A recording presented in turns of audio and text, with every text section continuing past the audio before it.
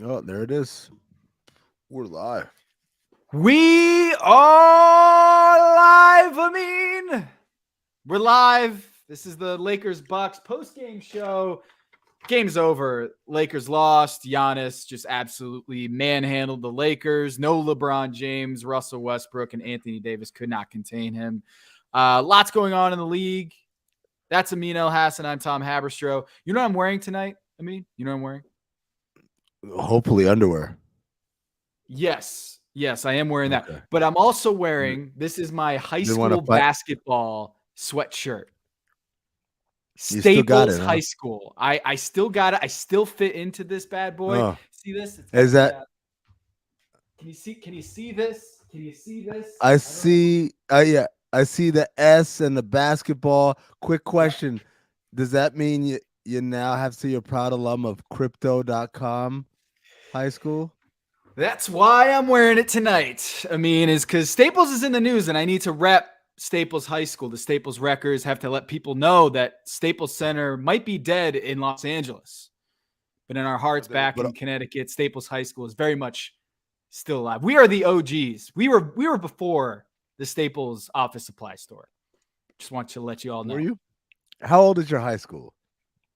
At least you don't know. You're just guessing.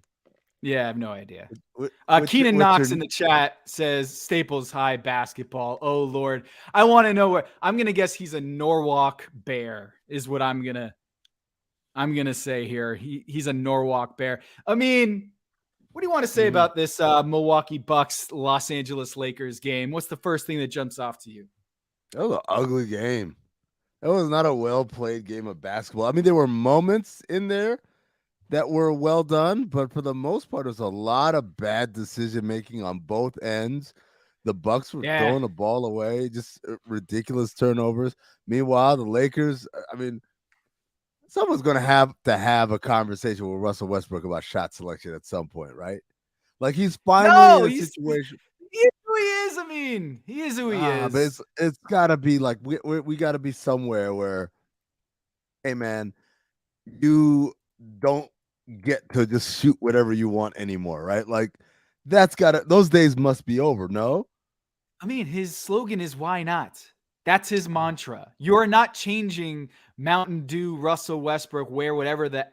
Can we swear on this show? Whatever the fuck he wants. You're not changing Russell Westbrook. Look, he had some moments. He was looking for his teammates. He's had some moments where it was just like they were begging him to take those jumpers. The Milwaukee Bucks defense were standing back, right? They were very much begging him to take those 3-pointers, and he was just obliging. He's like, I'm going to take these wide open 3-pointers and just brick them. And that's Russell Westbrook at this stage of his career. I think, he's 7 for 16 tonight, 2 of 5 from downtown, 15 assists, and that's a 19 good game. Points overall. That's like a good game at this stage of his career. That's like a good Russell Westbrook game. And still, it just felt like they were baiting him into a lot of those jumpers, and he obliged. They are masters at baiting, aren't they? Yes. Some might call them expert baiters. Yeah, expert baiters. Let's leave it there. But I was picking that one up a little too late, and I was like, "Oh, he's going there!" Yes, it is 10 o'clock here on the East Coast, and we are gonna drop those 6th grade jokes on the air. Giannis Antetokounmpo, 47 points, 9 rebounds, 3 assists. Think about it. This is the Milwaukee Bucks' 9th straight game in a different city. They have not played in the same city or at home for 2 consecutive nights. So this is a very long road trip for them, even though they're at home. I consider that first game back still a road game because you're still just you haven't like unpacked your bags, right? Yep. It's facts. Like that. There's the 2 games they tell you to watch out for are the getaway game, right? Because we're about to go on a trip. Sometimes after a homestand, guys get kind of little aspirational looking forward, especially the other trap game is are you about to the last game. No, yawn. The last game before All-Star break, that's another one that's a total trap game because everyone's thinking about their vacation that they're about to go on. And then the other trap game is the first game back after a long road trip because you're tired and you really haven't kind of assimilated being back home. So absolutely, this was a trap game for the Bucks, but instead they sprung the trap on the damn what it calls the Los Angeles Lakers. They're the old guy in the meme saying, "Call an ambulance! Call an ambulance!" I have no Not idea what for meme that me. is, but I'm gonna agree. Oh, come on. You don't know that one? It's the old man who's by his car and he says, "Someone call 911." He's being like assaulted by some dude. And then he pulls out like a knife or a gun and he says, "But not for me." That's what the Bucks did tonight. Is everyone was thinking, hey, the Bucks are, after this long road trip, Chris Middleton's come on his way back, his first game in 18 days. I think he missed 9 days or 9 games, Yeah. 18 days off from COVID. He said he felt sick for 2 Mm-hmm. days, his first game back.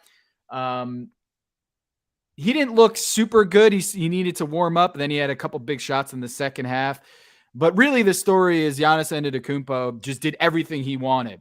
And this is where you get into the question of the Lakers going small-ish with Anthony Davis at the 5. He couldn't stop Giannis. Like they couldn't foul him because Giannis is just going straight at the rim.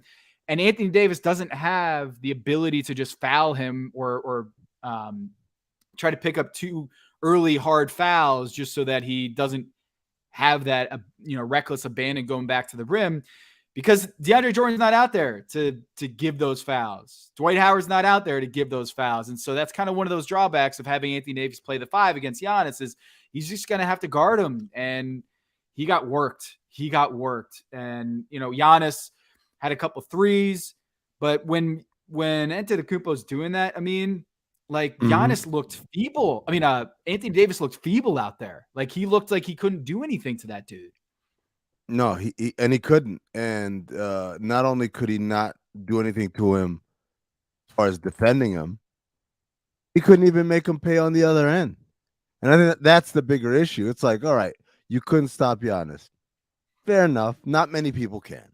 Like I can't use that as my metric as to whether you played well or not. But what I can say is, did you stop him? I mean, did you? Yeah, Excuse me. Did you draw make him pay. fouls? Yeah, yeah, Did you make him pay? He went to the free throw line 0 times. 0 times. Yeah, you could even get one of those touch fouls when the team's in the penalty. That's that's the issue. 15 shots of them. Let's see, 1, 2, 3, 4, 5, 6, 7, 8, 9, 10 outside the paint.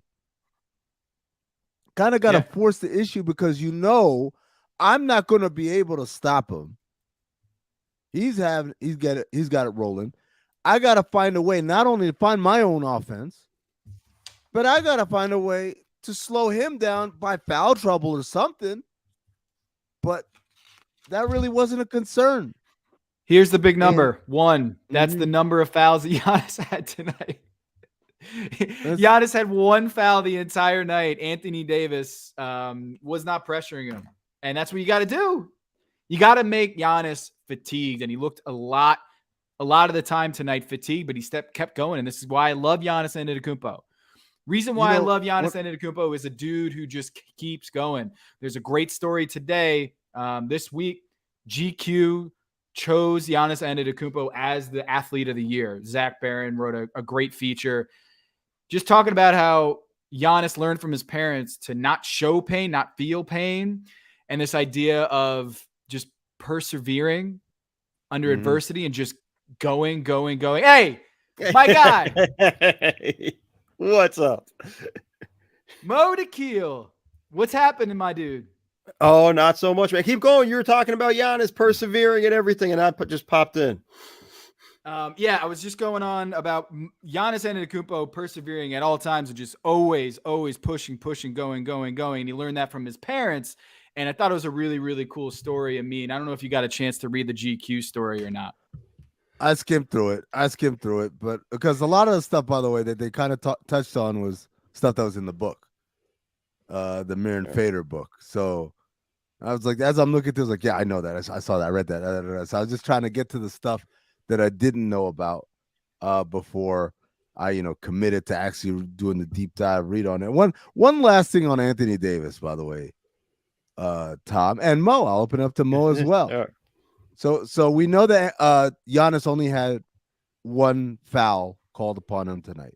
We know that Anthony Davis attempted a grand total of 0 free throws. There was a phantom. There should have been a foul on the fast break dunk that he dunked on Giannis. He should have gotten those 2 free throws. So let me just give you that one. How about that? If I ask you how many fouls Anthony Davis drew tonight in 37 minutes of action, how many fouls would you say he drew? And these are any kind of fouls. This is touch fouls, the beginning of the thing, over the back fouls, whatever you want to call. I'll go with 2. I'm gonna go with 2. Tom undercut me because I was going 3, so it might be lower than even that. What do you do? I mean, it was 2. Yeah, it's 2 fouls. Like by anybody. Forget Giannis. Okay, we get it. You're not gonna get Giannis in. By anybody. Nobody? You couldn't get goddamn Jordan Noir to foul you? Semi Ojeleye, by the way, does not look Semi like Ojeleye? Holy shit, man. Some of these shots, he missed a dunk. Some of these shots are just embarrassing. Mo. Semi's just not good. It's just at the end of the day, he's just not good in terms of NBA level caliber player. But to go to your point, I mean, like before I popped on, I heard you talking about just where his shot attempts were. First off, you're not going to draw fouls in those situations. He's largely now in this system, the way it is, especially with Russ, he's more of a jump shooter. And I think that's the problem because he's not very good at that besides that 1 year in the bubble. I don't know if that's something where we're looking at it going like he's just at this level that you can go, man, like AD so good. He can play in that mid-range area. But with Russ, it's like he can't throw him in the post because you got Russ out there. The offense was so unimaginative tonight. Mo, it was a lot of spread. Just have Russell Westbrook try to create something, drive and kick. The offense was awful. The Lakers offense was pathetic. And I don't know if they're just counting down the seconds until LeBron comes back, but like what offense would you like to see? What kind of actions would you like to see, Mo, who, by the way, for those who don't know, former video coordinator for Greg Popovich with the San Antonio Spurs. That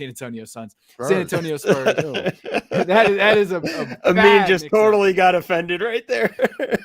San Antonio former video coordinator for the Los Angeles Clippers and also worked with the Australian national basketball team.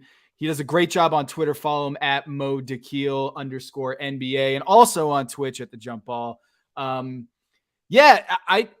I don't know what I was looking for with this offense. A lot more Russell Westbrook, Anthony Davis actions, but they're just sitting down on Russ. They're just going under the screen and begging him to shoot. And yet it just felt like this offense was just awful.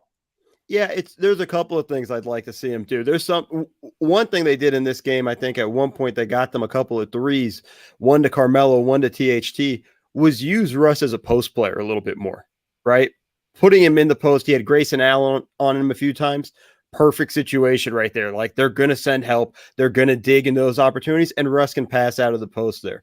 And this is without LeBron there. I think, when LeBron's not on the court, you got to kind of just spread it out and hope it works, that Russ can put pressure on the rim and things like that and get downhill because they're going to go under. But it's on Russ to go with it, go off these screens with pace. And really look to attack. Like a lot of times he comes on and he's almost surveying and things like that. And that's where it's kind of silly. That was exactly what I was going to say is that they don't, I know I actually checked the numbers. They're second in possessions per game, indicating they're up tempo, which is a far cry from where they were last year or even 2 years ago. But, we used to talk about this in Phoenix. It's not about like, oh, everything's a fast break. It's about even in our half court sets, everything is fast. And they don't play fast in their half court sets. They come down and it's a lot of, okay, the defense is set. And so setting screens and doing all that stuff doesn't help them. It doesn't give them the advantage. Like they need to be coming down with pace into a drag screen, and then everything is kind of already moving. Not like that, like you said, he holds it, he surveys, he comes off the screen, they go under and say, "Ooh, this is an invitation for me to shoot." Right. Which is a disaster. Yeah. Yo, you know who looked great tonight? You know who Who's looked that? great? Who? THT. Giannis? Oh. Taylor Horton-Tucker, man, looked phenomenal. He can get to the rim. He's got such long arms. The only problem that I can see with Taylor Horton-Tucker is that he's 20 years old with a 50-year-old hairline. Have you seen his hairline? Hey, should you really be talking about hair, though, Tom? I'm allowed to talk about this because you don't have any, Experts. That's how. What, you thought he was born like that? He once had an illustrious, thick mop of hair. You should see his Shouts to Staples photos. High. Shouts to Staples High. Yeah, they used to call me the Last Samurai because of the Tom Cruise movie that had just come out at the time. And I had long hair and a headband. I was kind of grizzly with his beard. And I don't know, maybe it was the Tom Cruise thing or Tom Haberstroh, but it was I was known as the Last Samurai. Anyway, yeah, Taylor Horton-Tucker's awesome. He was awesome tonight. He's 20 years old. I just think he's probably going to be traded at the deadline because they're going to try to figure out a way to put more talent around another star around LeBron James at this point in his career. I don't know, man. He's a special young player in this league. Yeah, special. Oh, go ahead. No, you got too excited. No. Go ahead. No. You go, Amin. No. You're the guest. You came in with the clap. That means it's a big one. Let's go. We should do this. Just keep going. I insist. Back and forth. Put back in the blender. No, I'm not ready yet. Go ahead. No, the one thing about him is because I like everything that he's doing, but he needs to still be that consistent 3-point shooter. Now, he went 3 for 6 from 3 tonight. He made his first 2. Then after that, went 1 for 4. And the big one was there was a play where AD had it on the one side of the court, whiffs it to him in the corner for a 3, and this would have been a huge shot for him and for the Lakers. He ends up missing it. And to me, it's like, if this is the shot he needs to make in these moments for me to really start believing that THT is a guy that's really going to help them this season. He might help them down the road because, again, you said he's 20 years old and everything like that. But for this season, which is their goal to win the championship, he's got to hit that shot in those moments for me to start really believing in him. Yo, shout out to user lavish_eagle who said, I saw a meme comparing THT to Mike Wazowski from Monsters Inc. And I've never thought of him as anything other than a cartoon character since. And you know what? That's pretty spot on, man. If you don't know, Mike Wazowski is the green monster with one big eye and just skinny arms and skinny legs. Oh, no. Just a circle. Not bad. Not bad at all. That's a good one. Wow. Yo, back to this GQ story, though. I mean, what we did learn is that he's a big crier, Giannis Antetokounmpo. He is now. He is now, is what he's saying. He hasn't always been a crier, right? Yeah, he didn't know this until he had kids, and when his partner was giving birth, he just burst out crying. And in the story, they were talking about how he thought that was just, that's my first kid. That's my first kid. Got the emotions out. Not going to happen for the second kid. Second kid comes and he's crying like a baby again.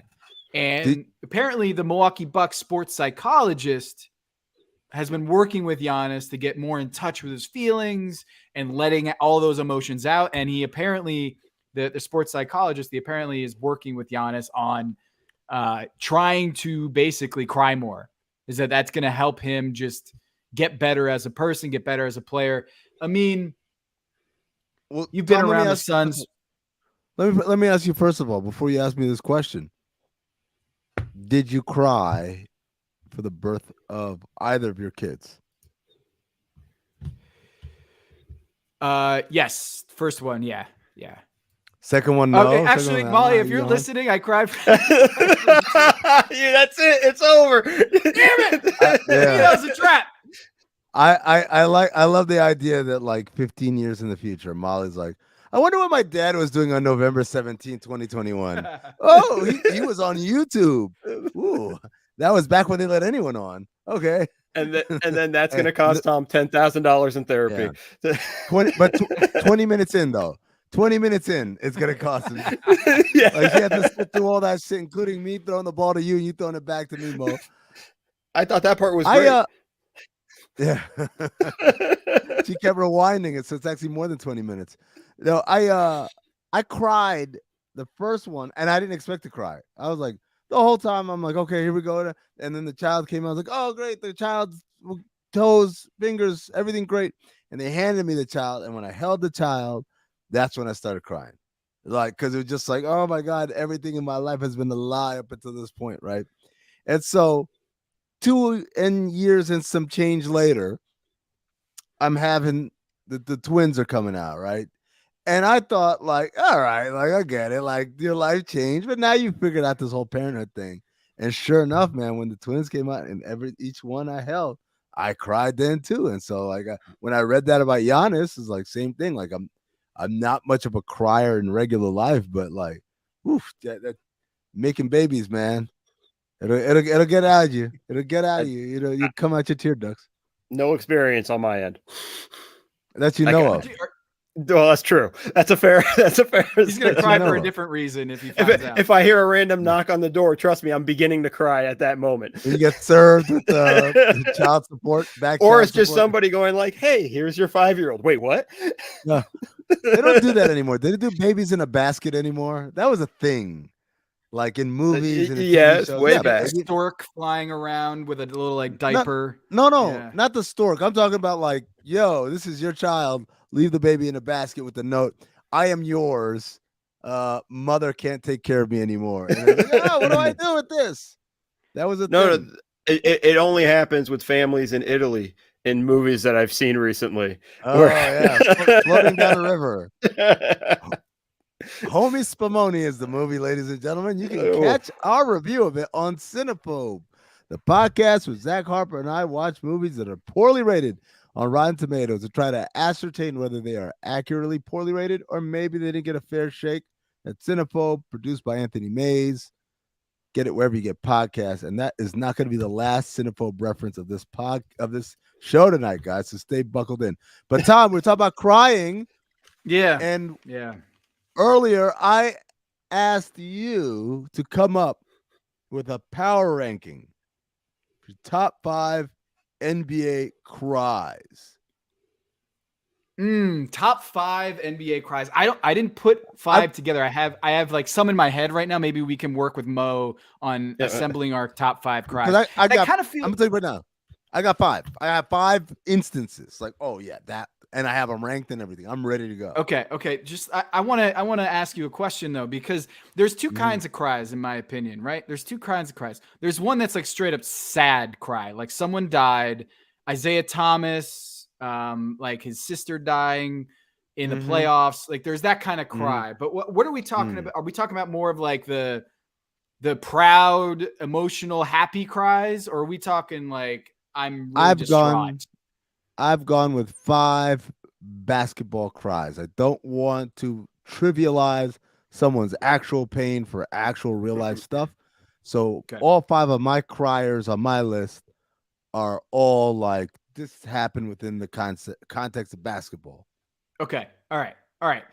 I'm all right. So LeBron James, 2016 Game 7, hugging Kevin Love is probably the most memorable of that night. But I would actually posit that J.R. Smith at the press conference stand talking about his father weeping at the press conference. J.R. Smith is actually a better, more meaningful cry for me. I feel like it's very underrated.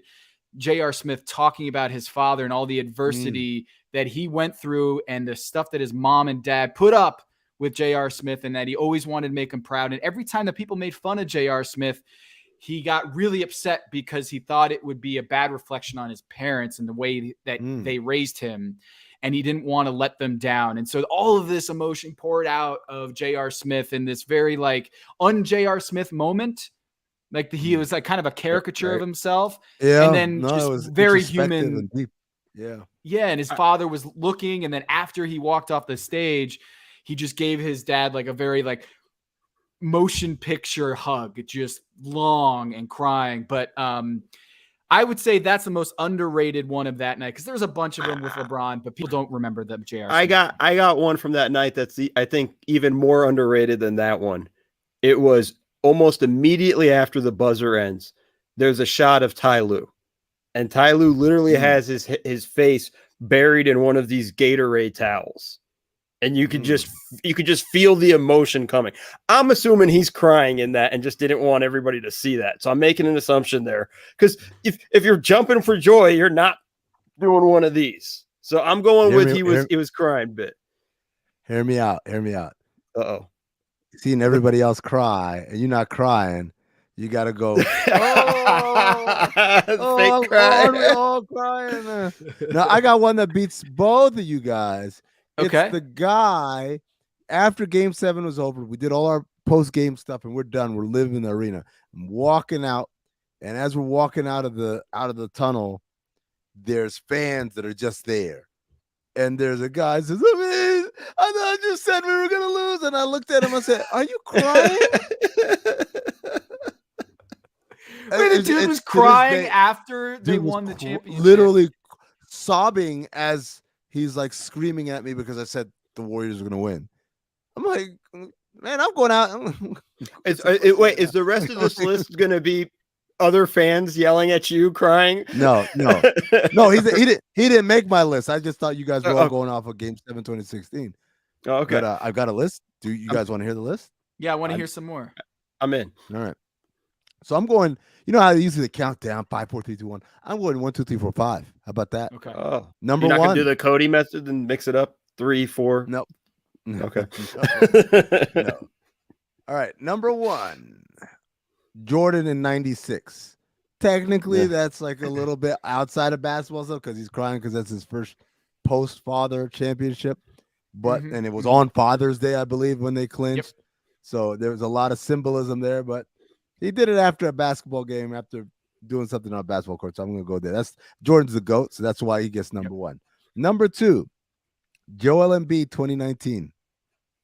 Oh man, the look on his face. When you cannot turn the frown upside down, that's a hard cry, man. Number 3, Chris Bosh. And to be perfectly honest, I don't remember whether it was 2011 because they lost or 2012 because they won. But there's an ugly cry, Chris Bosh.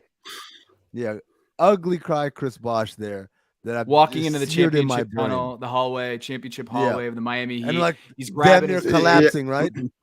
Yeah. Right? Because that, like, maybe he should have been 2. You know what? Chris Bosh is number 2. Because whenever they have to help you up, that's next level. You don't think part of that's the show, though? Part of that's them kind of, hey. I don't know if you do the show when you lose. Okay, that's fair. I don't know if you do the show when you lose. Like, the show's for when you win. Anything is possible. That's the show, right? Yeah, well, that's they told you to say when they told you to say the slogan is as impossible as nothing, and you fuck it up. That's the show. But it's more like I want to show you how emotionally invested I was in this. Yeah, there might be some of that. I don't know. Okay, you don't buy KG when he chews out Big Baby Davis on the bench, and Big Baby Davis is sobbing on the bench. It's got to be on this list, dude. It's got to be on my list. It's not on my list because it went number 4 with Derek Fisher, 2003. Derek Fisher, when they lost the Spurs, because they had won 3 in a row. They won 3,000 or 2003. They're playing the Spurs, and the Spurs smacked the shit out of them.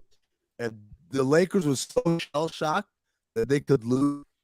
A lot of people were crying. It wasn't just Derek Fisher. Because Kobe cried, I think Rick Fox cried. But Derek Fisher cried like literally somebody told him that his grandma, his puppy, and his friend all were gone in a freak act with a meteor. Like, it was just like it was the most comical. Like, if I believed in the show that Mo believes in, I would say that was the show. But I think they really just didn't see it coming. And then finally, number 5, Chris Paul talking about Scott Foster, 2021. Stop lying. Oh, I'll leave it at that. You just leave up that. How about you stop like blaming a ref, one ref, for all of your shortcomings, for all your shitty basketball. That's pretty good. That's That's a good. strong I've got a list. couple more here. Can we put in Adam Morrison at Gonzaga? Is that part? Can we Oh, go no. There? Because then Not- then it not opens NBA, up too much. then No, we're going you a got whole it. It different- had to happen. Yeah, it had to Yeah. happen when you are in the NBA. How about this? How about this? What about the Isaiah Thomas and Magic Johnson reunion? Do you remember this? The one They had a he- sit down where Magic and doesn't Isaiah like they finally kumbaya, had that like interview Yeah. together, Yeah. and Magic apologized, and Isaiah Thomas, after all those years, just broke down and started crying. And they just get up, and these two dudes, like two of the greatest basketball players of all time, grown men, after their playing years are done, they just get up and they just start hugging each other and scream crying for like 3 minutes. How many takes do you think that took? We take it back to the top, please. Yeah. We need a little bit more from you, Isaiah. Little Magic. If you just want to yell one time, give just a yelp. Like, you know. I got Isaiah nailing it, and Magic the one who keeps forgetting and smiles. Right. Hey, No, Magic sad. Oh, my bad. I don't know how to do sad. I'm the Magic Man. KD, you the real MVP. That's iconic, right? Oh yeah, that's up there. Yeah, that's a good one. Mhm. Rudy Gobert All-Star cry. Oh my God, yeah. How could I miss that one? You guys got a great memory bank for just when these guys are crying. Like, it Crying. doesn't really Always resonate with me. crying. But it's like I mean- some of these are dumb cries. Rudy Gobert was a dumb cry. I don't know. Chris he's Paul, talking that about was his a dumb mom. cry. Who If else? you, Who else I mean, is a come dumb on, it's an cry? all-star thing. Big Baby crying was a dumb cry too. Oh, that was just a kid though. That's a dude that can't handle his emotions. Having been around Big Baby just for a little bit with the Clippers, that is a very emotional person. I almost feel like he cries a lot. He is a crier all the way through. Like up high roller coaster, just emotional. Oh yeah, just up and down. It is a wild ride with Big Baby. And a few stories I probably can't tell in public, but you know, he's a very emotional person, and we'll just leave it at that. Okay, you're fired, Mel. Okay, well, see you guys. It was nice. I mean, so top 5. All right, I agree with you with MJ at number 1.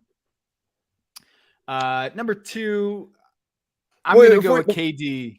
Before you go back before you go to your full list, did you guys ever hear the audio of him crying before The Last Dance? Because I never heard that until I watched The Last Dance.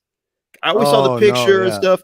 When you heard the audio, it's like, wow, Yeah. that got me when I was watching it during the pandemic. Oh, did you cry? Are you a crier, Bo? Oh, 100% crier. Oh no, I'm soft. God. There's no question about that. I can't believe. Yeah, you guys Tommy are Boy, crying. when spoiler alert, Tommy Boy, when Brian Dennehy has his collapse and he's walking down, Chris Farley's walking down with the bagpipes going, waterworks. Oh, it is so sad. Just thinking about it. Y'all tripping for real. You crying. All right. Here's what we're gonna do now. Right here. Ready? Mm-hmm. Everybody, I'm gonna play this on my phone. Here we go.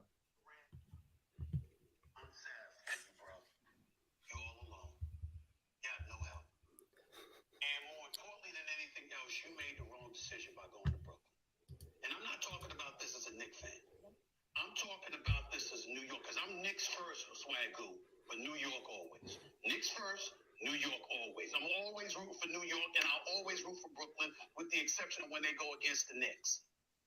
Kevin Durant made the wrong decision by going to the New York Knicks. He's going to rue the day that he did that. And let's analyze why that is. Because you got a guy in James Harden, not first year, the second year in a row. Mad love for James Harden. You got to get your act together, bro. You ain't James Harden right now, averaging 19 points a game. You sitting there struggling from the field. You had 24 points last night. It's the most meaningless 24 points that I've ever seen from the career of James Harden. You are a superstar, and you are not looking like one. It is that simple. You got to get it together. KD, you made the wrong decision, bro. And here's why. Because you trusted Kyrie. Kyrie Irving betrayed you. Flat out betrayed you. Left you hanging. And while you sitting up there getting your ass kicked last night, all right? Damn. Steph Curry sitting there shimmying and joking around, laughing on the court. They were cheering for Steph Curry in Brooklyn. From opening tap, they were chanting MVP in the Barclays Center, and it wasn't for the dude averaging 28.9 points a game for the Brooklyn Nets. It was for Steph Curry. And then you juxtapose Steph Curry compared to Kyrie Irving, and what do you have? You got Kyrie Irving, who is a showstopper. Kyrie Irving, who is a superstar talent. He is box office and can't be trusted. I actually hope Kyrie Irving gets cut.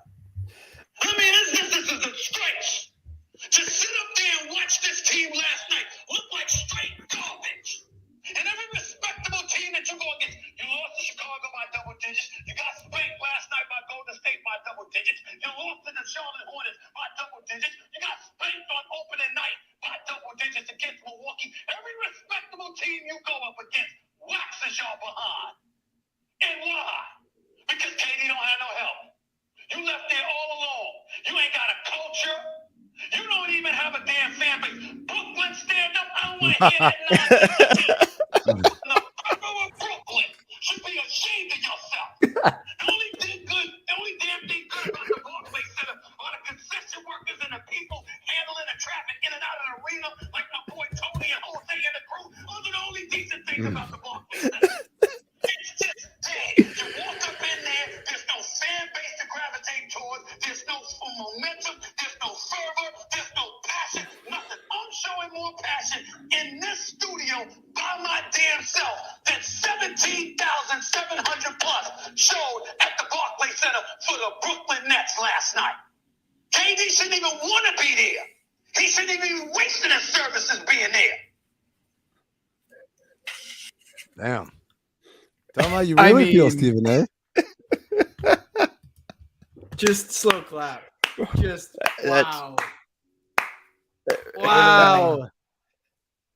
He raises some interesting points.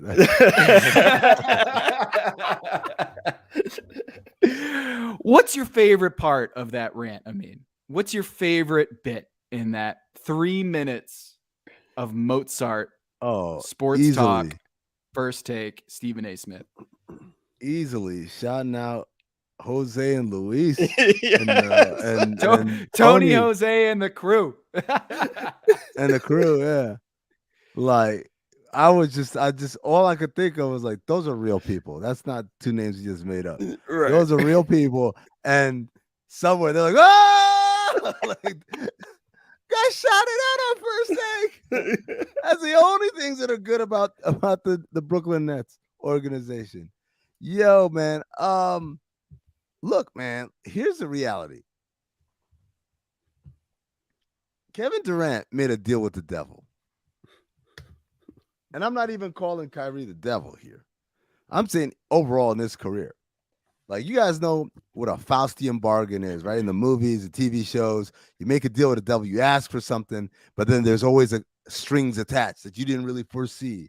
Hey, I want to be the best singer ever. Okay, but you'll also be deaf. No, that takes away everything, so stuff like that, right? So I feel like Kevin Durant made a deal with the devil, said, I want to be the best basketball player ever. Said, sure. He goes to Oklahoma City. You don't win anything, though. And everyone keeps pointing out you're not a winner, and you can't win the big one, and you blew the big lead or whatever. So then he makes another deal, says, okay, I want to be the greatest winner. This is sure. He goes to Golden State and they start winning, but no one gives him any credit for it. Mm-hmm. So he's like, damn. It's like, I got it. I want to be a great winner and recognized as the greatest player. Sure. Go to Brooklyn. You do it. They might win the championship. But guess what? Nobody respects you for it, and they still cheer for the other guy louder than they do for you. That's the definition of like the deal with the devil, right? Where you're just going crazy. Like, I just want this thing, and the devil's gonna find a loophole to give it to you without giving you the actual thing that you want. Man, it's gotta suck, right? We were saying this, Mo. What's worse? Would it be worse if he had come back and not been 100%, like the Achilles actually changed his career and never was the same? He'd be good, but not great. Or is it worse that he's this? He's as great as he's ever been. And in his building, they're rooting for the other guy, the guy that he ran away from. Oh, no. I mean, what's currently happening right now is worse. We'll see how the story ends at the end of the year. But I'm with you. And like, at least if he comes back and he's not fully healthy or everything, we can just say like, man, could you just imagine what KD would have been like, if we got his prime years and, the legend of KD grows to another route where it's just sort of mythical, where we're looking at it going like, if we only got to see him, in Brooklyn, at the way he was in Golden State, would be a whole different team. They would have won so many championships, all of the hypotheticals we could have thrown at it. But no, now there's no excuse. There's nothing you can turn to in that. You can't go like this. And his shoulders had to slump at least spiritually inside when they started chanting the MVP for Curry. Because he's like, I left them to get out of this. Right. That's why I left. It could have been any other player. If it was Giannis, it was like, whatever. He could accept it. But like that dude, right? It's that's just got to burn in his heart one way. I mean, I felt bad for him, and I don't have a lot of empathy in life. So in general, like, I felt bad for him, and I felt like that was a rough little deal for him. I think it's just, well, yeah, it's true. It's a little bit of it's an oxymoron kind of deal. But like, isn't that kind of interesting too? Is that Klay Thompson isn't even on the Warriors right now? Like, if KD was making an assessment, and if you read The Victory Machine by Ethan Sherwood Strauss, KD had his mind up that he was out of there well before the finals injury, the Achilles injury. But if he's making an assessment like, man, it's going to take me a year to get back to full health, and then you got Klay Thompson who tore his ACL, like that Warriors team that we played with and won titles with, like that's gone. That's in the rearview mirror. Klay Thompson. What happened last night was not even with Klay. It was with a bunch of like 18-year-olds, Draymond Green, Otto Porter Jr., and Steph Curry, and they still waxed him. Wiggins gave him the business last night. That's the thing. Like, when Andrew Wiggins is looking like that, and again, knowing that's not Andrew Wiggins having career night. Some of it is, but what it is it's the offense that you didn't want to play in. That's why they run that offense. Right. So those guys can do those things. And that's on a night where Jordan Poole and Otto Porter were both awful. Couldn't hit the broadside of a barn, right? But that's why you run that offense, is that so all these guys get to live and eat. But my man wanted to be the reason. He wanted to have the ball in his hands and all, and he's got it. He's got it, and I think they're good. I think they should feel confident and comfortable with where they are in the Eastern Conference. But also, yeah, man, you'll never be better than that. Mo, I got the sense with your comment earlier that you feel like Brooklyn's gonna right the ship and that they might be winning this whole thing after all. I don't know if they'll win the whole thing, but I think they're going to right the ship. I think there's just too much talent. You're seeing flashes from James Harden from time to time, even in this game. Like he's looking like he's having moments where he can get by guys, a few possessions now. Now, a few weeks ago, he couldn't get by me basically, and now he's at the point where he's beginning to blow by some guys and good guys. Like he had some opportunities where he's getting past Gary Payton the second and things like that, like solid defenders. He had to step back three there in the third quarter, things like that. Like there were some positive flashes there. I think he's going to start to slowly get back to where he's at. I'm not closing the door on Kyrie. I still feel like at some point he's going to kind of reappear. And then the other thing too, I just kind of want to flip it on the Golden State side, because everybody always talks about, well, Clay's not there, and wait till Clay comes back. Yo, we have no idea what Clay is going to look like when he comes back. He hasn't played in 2 years. He's coming off an ACL and then an Achilles. And the thing about it was, as good as KD looked like last season coming back from the Achilles, that was an anomaly. Normally, guys don't look that good coming back from the Achilles. And KD wasn't even on the court a bunch still, right? He still had a whole bunch of nagging injuries, and all of that comes from the Achilles. Like, I have a lot of, I'm in on this Warriors team, but I have a lot of questions once Clay comes back, because I want to see what he looks like as this thing's going. Like, everybody's awarding it to the Warriors right now, and they're playing great. They're on a whole other level, but you have that. And then these supporting cast guys, like, I don't know if they're going to really deliver all the way through. We haven't seen Jordan Poole deliver for an entire season. We're excited for him. I'm excited for him. Haven't seen that. Otto Porter Jr., I mean, it'd be nice if he could stay healthy for an entire season. Nemanja Bjelica is up and down, and it's not consistent. Like, we're banking on a lot of role players for the Warriors that have never really done it. So I'm just kind of slowing down on, let's just give the Warriors the championship now. That's fair. I've been fading the Brooklyn Nets ever since KD and Kyrie linked up. Like, from day one, I just didn't think that Kyrie was reliable.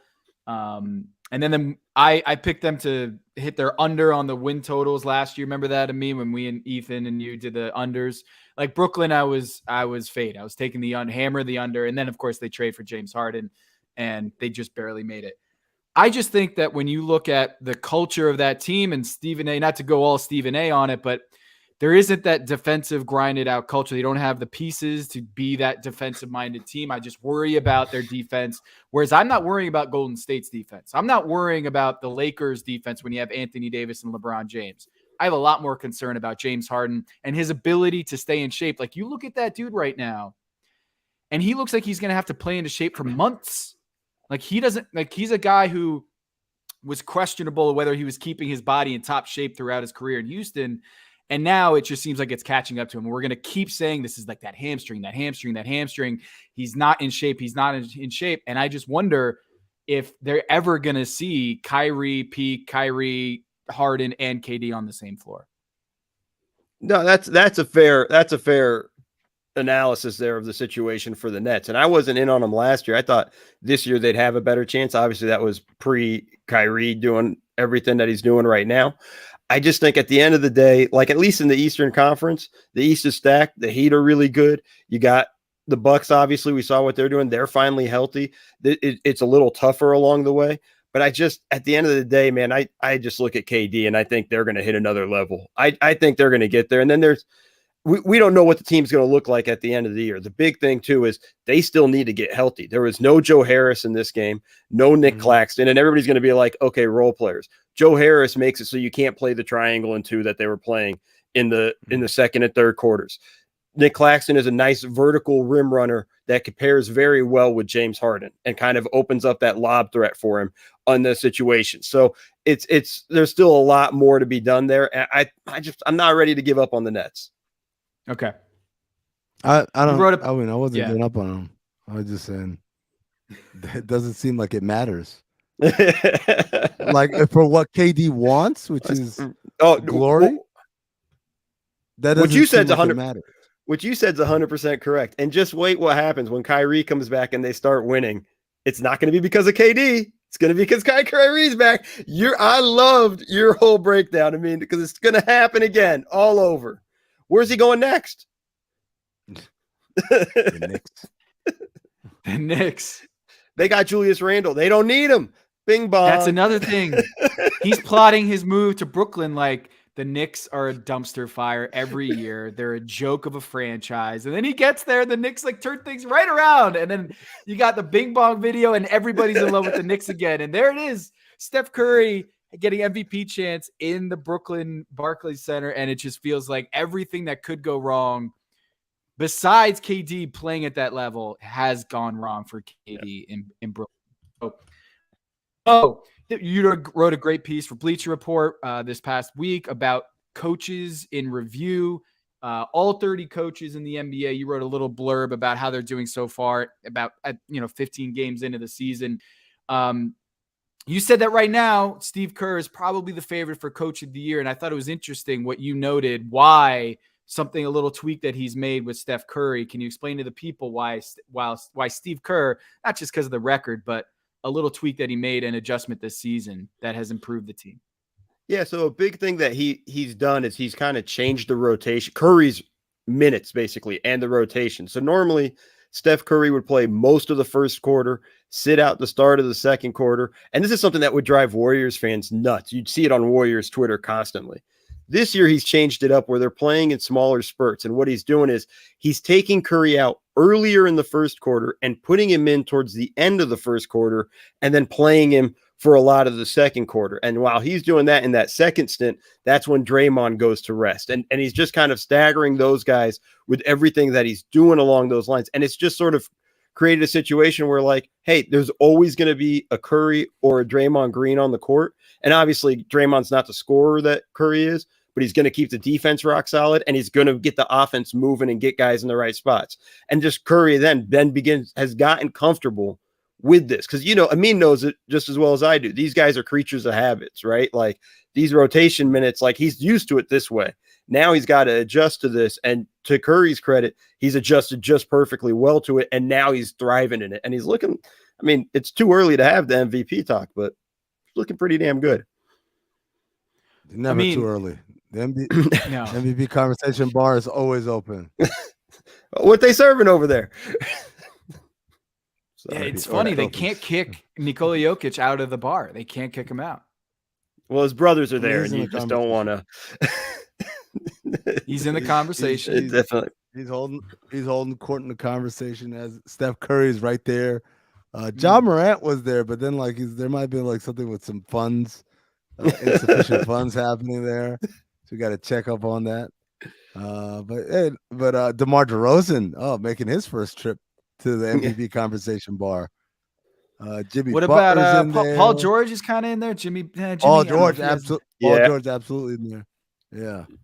Jimmy should be in there. Jimmy should be in there.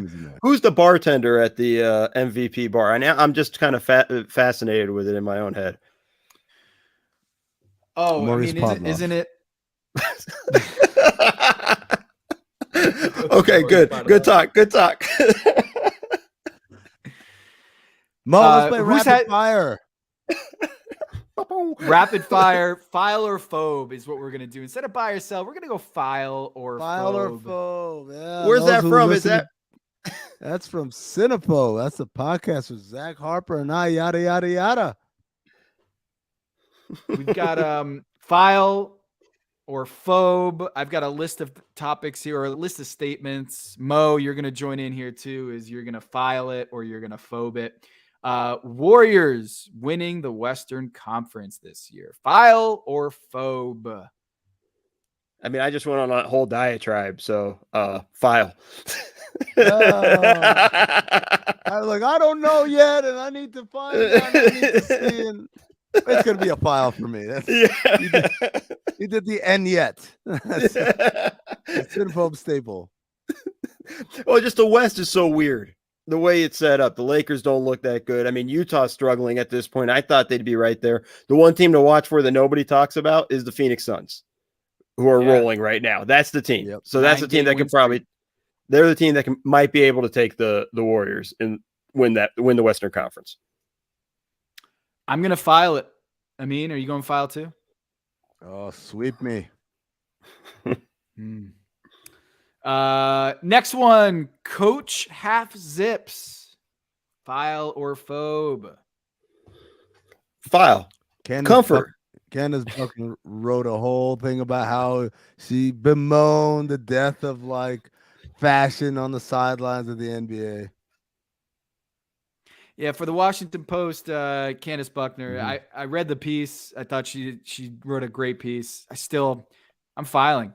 I'm not looking at Mike Budenholzer as this beacon of fashion. I don't care what Mike Budenholzer wears. Why do we care what Doc Rivers wears on the sidelines? These aren't. Pat Riley is a one in a million, right? It goes beyond that. None of these guys dress well. None of them dress well. Ain't nobody that damn, that's a good ass suit. Like Right. never. It's always loud colors and like too many buttons, and I don't need all that in my life. No. So your file on the half zips. I mean, Wow, sweet Okay. me. DeMar DeRozan, All-Star, file or faux? File. I mean, that's too, the way he's playing at this level right now. He's having a Yeah. career year. Like that's if different might be like all NBA, but right now I kind all of felt star. like I kind of feel like you put that barrier a little too low there. All-Star. Are you phobic? He's gonna start the All-Star game. Yeah, I think it's a file. Yeah. If he keeps shooting 37% from three, that's going to be a foul. We're going to have, is he going to be in the, how about this? Is he going to be in the, at the bar, the MVP conversation bar? He's at there the right end of the now. season? DeMar DeRozan. He's there right now. Okay. Zion plays before Christmas. File or faux? Oh. Again, why are we putting these very low barriers? Christmas, when that's right around the corner. Is that a low barrier? I'm sorry. Is that a low barrier? That's even his fat ass can get over that barrier. That's how low it is. It's a month from now. Do you see Zion Williamson coming back within a month? I mean, you obviously say yes, he's going to come back. So you're going to file Zion plays before Christmas. No, I'm the opposite. Like, but yeah, we're not seeing him till 2022. Yeah, I'm put like I don't know, unless you put like one of those suckers on his thing with a Twinkie at the end of it, and then he's like, oh. And he finds his way onto the court that way. Don't get it. Hey, he's a hell of a player, but don't get it twisted, man. Have him in the Ultra G on the little thing trying to chase the Twinkie. Oh, the Ultra G said no mas. Like, no. No. Oh man. They have to like sew together two Ultra Gs just to get him. Yeah, I'm gonna phobe that. Zion is not playing before Christmas. The Crypt as the nickname for Crypto.com, the old Staples Center where the Lakers and the Clippers play. That arena being nicknamed the Crypt. File or phobe? Phobe, man. I'm still calling it Staples Center. Mama named it Staples Center. They're going to stay calling it Staples Center. Here's the problem with calling it the Crypt. Yeah. There's a very real possibility that the Lakers aren't going to be that good. And so whose crypt does it become? You want to be the one burying people. You don't want to be the one buried. That's the problem. Also, every time I hear crypto.com, I think of creepo. I don't know. I think of creeps, not cryptic or whatever. Yeah. And also kind of close to crypt. Like A1 said, yeah. Zion gonna DDT Amin. If he did that, like first of all, we'd end up like in Australia. We'd go right to the earth and pop up on the other side. Yeah, no, I get what you're saying though, Tom, too. Yeah, no, you're not gonna call it a on the Crypt.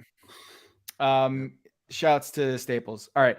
Ben Simmons, a Sixer at season's end. File or phobe? That's a good one. That's a good one. Oh, thanks, Mo. What? I mean, no, like this was a good barrier here on this one. Like, What do you want me to do, Tom? No, you tell me like, oh, this is finally, Tom. You came up with a good one here. Ben Simmons, a Sixer at season's end, Mo. File or phobe? I'm gonna phobe. I think he's gonna get traded by the trade deadline. I think we're gonna start to hear stuff around December 15th. I think as more teams continue to lose, teams like Boston that are all of a sudden struggling. Portland right now is getting beat by 15 against the Bulls. If they continue to lose, those teams begin to get more desperate, and that changes the calculus there. And that's kind of something that Morey's probably banking on. You know, like, hey guys, like you guys kind of suck. Got a guy that can help you. File. You're 4 years. He's going to stay like with the all 4 years. Yeah. All 4 years. Buckle in, as Daryl Morey says.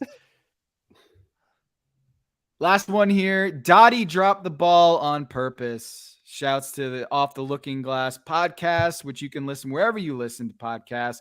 Kate Fagan and Jessica Smetana do a podcast talking about pop culture through the lens of women's sports. Two women talking about sports in only the way they can. It's a great episode. You should go listen to it. They tackle the Yukon privilege. They tackle a league of their own. Jessica watches it for the very first time. She didn't realize she didn't know she didn't know the phrase, there's no crying in baseball. She didn't know that was from the movie.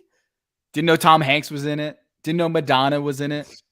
John Lovitz, by the way, is awesome in that movie. Yeah. He is my He's favorite scout, right? He's a scout. He goes out of his comfort zone and plays a sleaze bag in this one. Yeah, but he's hilarious. Cracks me up. Oh man, he was awesome. It was a good episode. I listened to it the other night. Dottie dropped the ball on purpose. How's this up for debate? She didn't drop the ball on purpose. There's no chance that Dottie, the most competitive, she is the Michael Jordan of competitiveness in this movie. And she also goes to the pitcher's mound before this play and tells the pitcher to throw high fastballs, high heat, because Kit can't hit it, but she can't lay off it. Why would she do that? Why would Dottie try to get her out, embarrass her sister, and then a few seconds later drop the ball on purpose? Too competitive. Change of heart. We already saw that she was ready. Once she got the hit, she was like, damn, she really hit it. I can't take this moment away from her. That's what I was thinking. And she also probably she didn't really have that thought until she was coming down the third baseline. Because how do you give up in the ballpark home run off of that hit?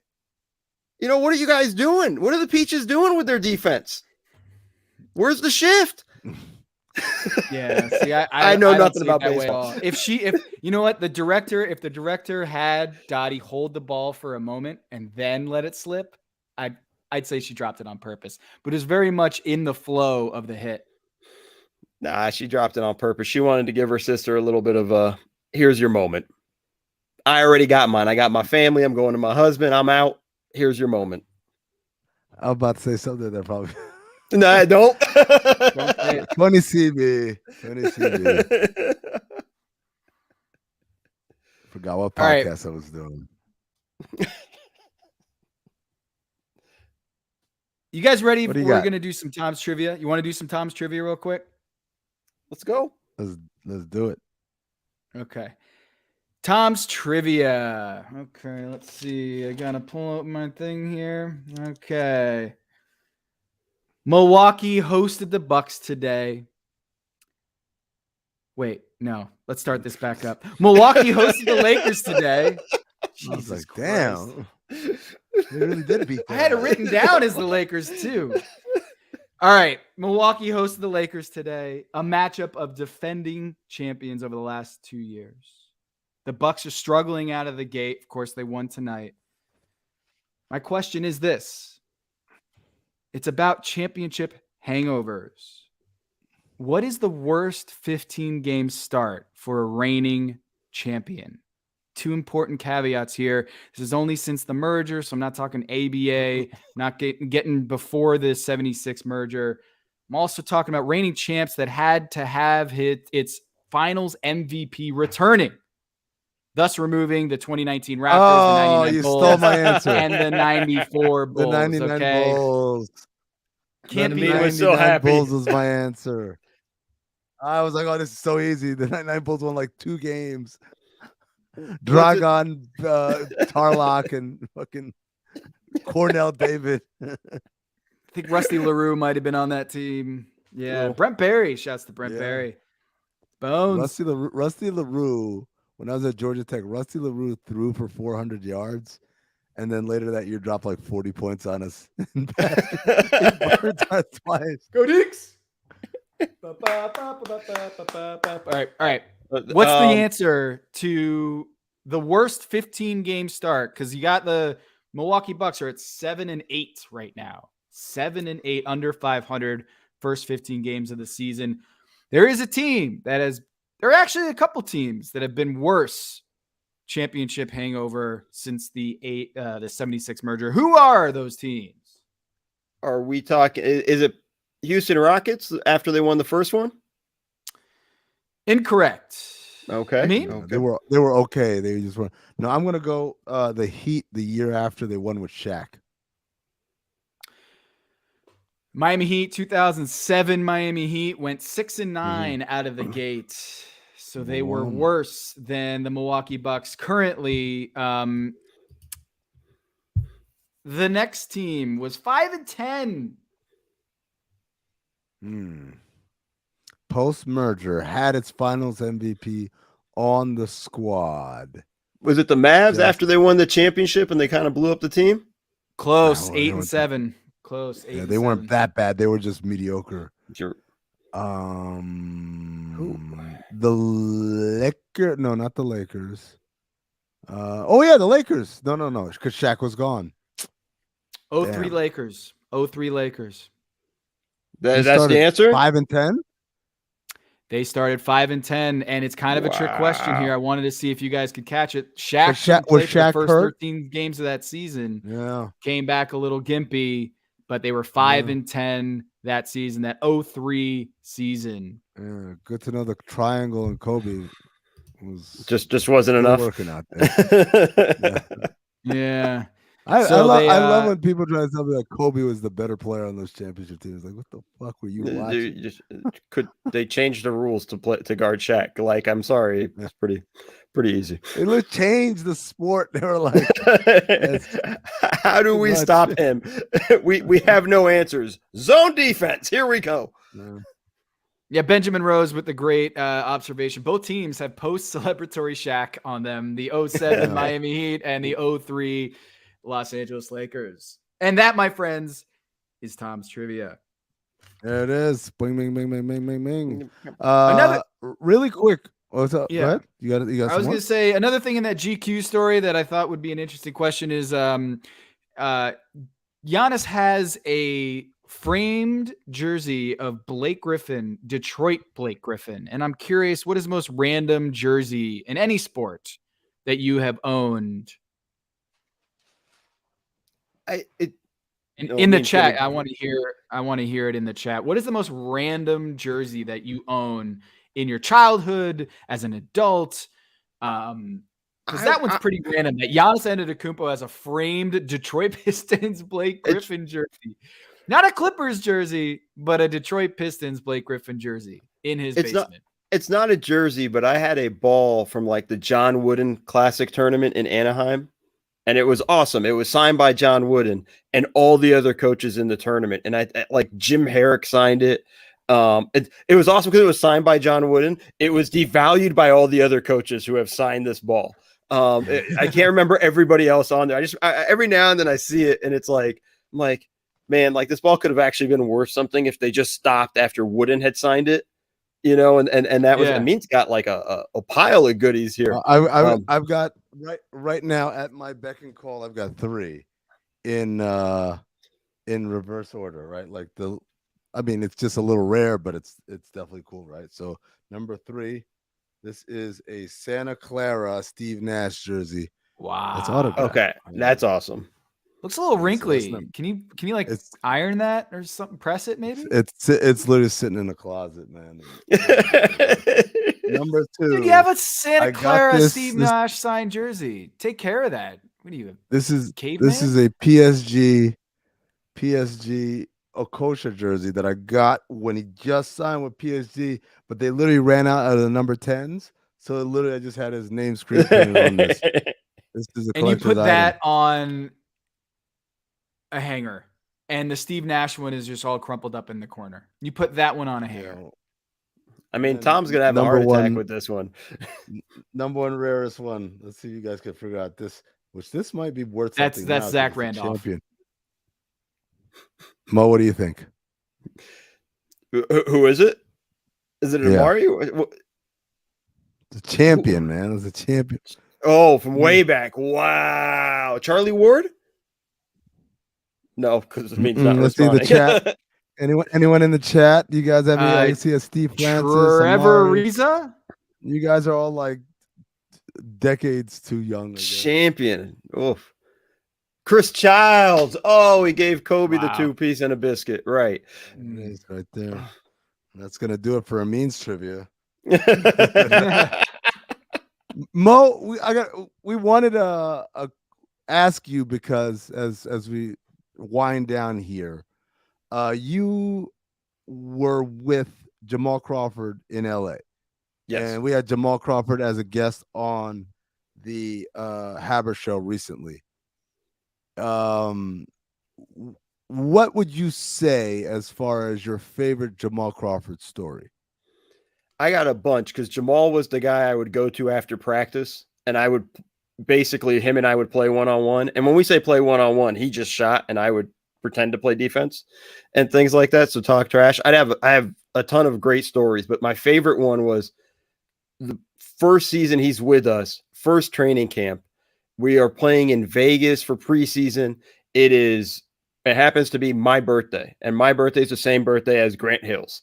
So everybody made a big deal of Grant Hill's birthday because obviously it was Grant Hill, and I'm the video guy. Nobody gave a damn about me. Grant's got training camp birthday. Yeah. And so, so there's all that. And then we're playing Denver in like MGM Grand or something like that. So one of these places where they set up the arena.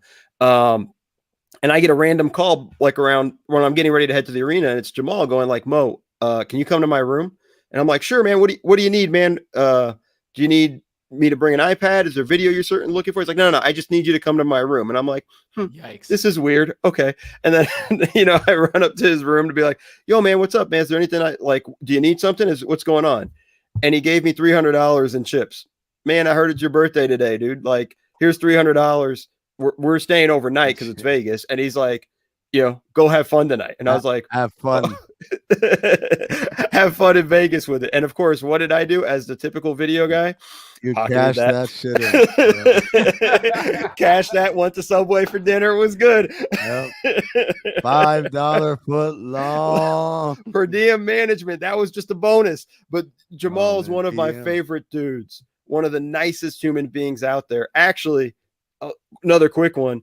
When he won Sixth Man of the Year with us, he gave me a special shout out in his post-game speech or his press conference, because he was talking about how hard everybody works. And he happened to see me one day when I pulled an all-nighter in the office. And he's like, dude, you look like you're dead. I'm like, no, I am dead. I'm the video guy. I haven't slept in like 24 hours getting ready for the playoffs and things like that. And he just kind of looked at me. He's like, damn, it's like that. I'm like, yes. How do you think you get these playoff books and these videos and these edits? Early in the morning as you showed up. You just showed up and it's just waiting for you. Right. So anyways, but he gave me a shout out there, and it was always, he has a special place in my heart. What about, we also had Eddie House on, and Eddie was great. He had a lot of funny stories. One of them was we would always go in the locker room after the visiting team left, because we knew players would just leave scouting reports right in there. Like, the stuff that's supposed to hang on to, you wouldn't. So we would keep those and read through them and see, like, okay, what do they think of us, or how do they want to guard us, or whatever, what the game plan was. Yeah. And on Eddie House's scouting report, it said, only shoots it when he touches it.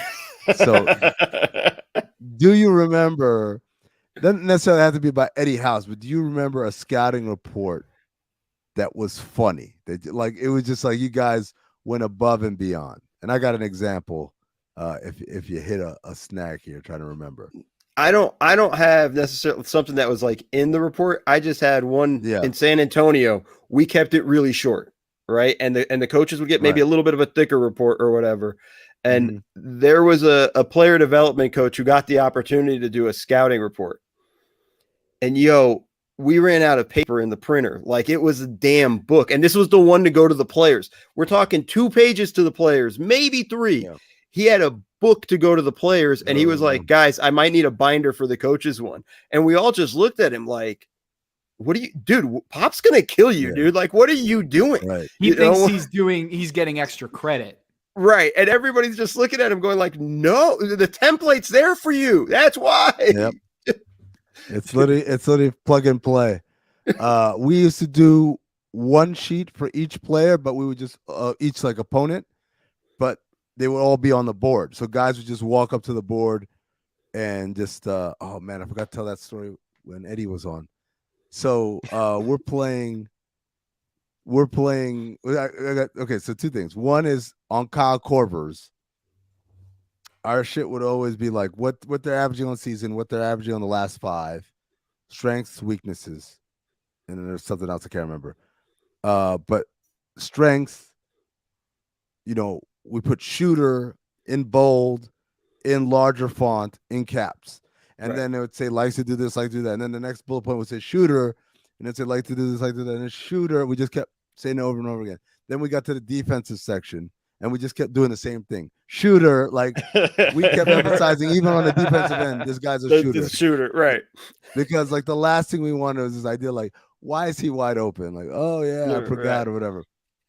But the story I wanted to tell with Eddie House was we're playing Miami, and we were beating the dog shit out of them. And usually when we do this board, we might go 9 deep. This isn't for all 15. It's like the rotation guys, right? We're beating the dog shit out of them. And so the scrubs get in the game, and Gerald Fitch hits a shot in front of our bench, turns around and like talks some shit, right? I guess someone said box out or like rebound or whatever, and he hit the shot, so he turned around and let somebody know about it. And as he's running off court, Eddie gets up and he screams out, "Motherfucker, you didn't even make our board." There was no Gerald Fitch scouting report that day. And probably wasn't one the next day. Probably wasn't one the next day either. Nope. They don't love you like that. What was that, Draymond talking to Paul Pierce? Yeah, that was the best. Yeah. Again, that you saw his shoulders slump when he heard that. It wasn't a spiritual. You saw him kind of crumple a little bit. Spiritual shoulder slump. 3 S's. Oh man. I mean, did anything get under your skin today? Anything drive you nuts? Anthony Davis, but I did that earlier. I guess I could codify it again for the people who missed it from the beginning. All right, do it one more time. This motherfucker drew 2 fouls all game long. 37 minutes. You drew 2 fouls. You know what? I want to just say something. Anthony Davis, get his ass off the top 75 list. That's number 1. It should not be there. Number 2, everyone who wanted to give him Finals MVP in 2020, shame on you. Shame on all of you. Look, is the guy talented? He's talented. No one's denying the talent. But man, I would not want to be a franchise that had him as my best player. That he's just not that guy. He's not a number 1 guy. He doesn't have the mentality. Like he's just there's a mentality that goes with that, in that way of like how you're going to lead the team. You see it with Giannis all the time. You do not see it with AD, because this would be the time he'd be doing it. And we're just not seeing any of that. Like, what if not now, then when? Right? Never. That's my whole thing. If not now, and again, I love when people make these excuses like this guy's in a 4th year player in the league, right? Yeah. 2012. This is 10th year. Like that's it. Like the same thing with Russ. So people are like, well, if Russ could, man, this is 15th, 14th year in the league. At some point, nothing changes. And you know what? While we're taking them all out, I am tickled pink every single time Carmelo has anything resembling a good game. I thought I said, here's the apology form and da. Didn't hear that shit tonight. 2 for 8 from 3. What happened? Oh, that's what happened. Oh, that's right. His old our guy. The commentators did talk about it in the middle of the game after Carmelo hit a shot or something like that. Like, can you believe this guy didn't, like, no team wanted him 2 years ago? And I'm like, it wasn't that they didn't want Carmelo. It's that they didn't want the Carmelo who insisted on starting and being a superstar on the team. That's a very different player than what has existed in Portland and in LA. StatMuse has a stat. The one that we like. Even that dude is not an every night thing. Like that's what like I'm not mad at him. Like he shouldn't be like, yeah, he's doing what role players do, which is once every 4 or 5 nights, I might have a good game. And you're like, oh yeah. The difference is when he does it, I gotta see a parade every fucking time. Laker fans. That's the whole thing with the Lakers. No, that shit happened in Portland too. That shit happened in Portland too. Yeah, that's fair. Every That's time fair. You're right. a game, there's a parade. Right. Like we have the apology tour. Oh, make the apology as loud as the insult. Oh, shut the fuck up, man. So you go. So like I know this is bad, but like every time he limps down the floor, Anthony Davis, every time he's like gimpy, I'm just like, come on. He grabbed his hip tonight. Yeah. He grabbed his hip tonight. Like we've seen this act. Like how many times has he gone to the locker room and come and he's got a serious injury, he can barely walk, and then comes right back out. It's like my daughter when she's like, I'm hungry, Daddy. I'm like, girl, you say that every 5 minutes, and at some point I'm just I can't do anymore. I'm just gonna ignore you.